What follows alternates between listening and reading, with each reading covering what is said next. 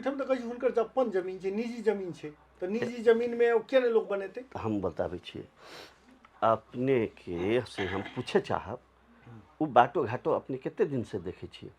हमर प्रश्न। वहाँ तो बाटो घाटो तो वही रास्ता पर तो वर्षों से लोग हमर चलै छै। जन्म से पहले से हम बाटो घाटो पर चले छी।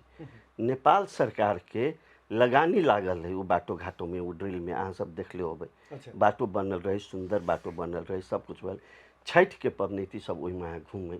तो जब ये कोनो जमीन पर नेपाल सरकार के लगानी से बाटो बन जाइए, सालों साल पर जन समुदाय के उपभोग में रह जाइए, तो नेपाल सरकार के एन कानून कहिए कि वो चीज़ नेपाल सरकार के भ जाए, कोनो व्यक्ति विशेष के नहीं रह जाइए। अच्छा। साथे हम प्रति प्रश्न करे चाहबे, हम जनकपुर धाम के मेयर मनोज साथ जी से कहे चाहबे, कोनो बाटो पर अहाँ केना नक्शा पास कर दिलिए?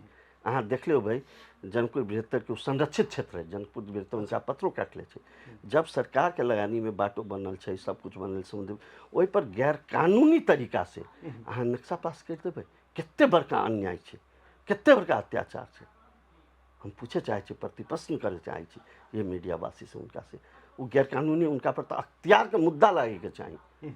जे एगो 300 साल 40 साल से प्रयोग भइल बाटो पर है ना, जे कि वो निजी कह करके, जे कि नेपाल सरकार के एन कानून कहे छे, जे पर बाटो बन गए, नेपाल सरकार के लगानी लग गए, वर्षों बरस से ओहि पर जन समुदाय उपभोग कर ला रहा है, ओहि पर अहाँ नक्शा पास करके भवन बनाबे लगी, स्मृति प्रतिष्ठान बनाबे लगी अहाँ नक्शा पास कर दी छिए।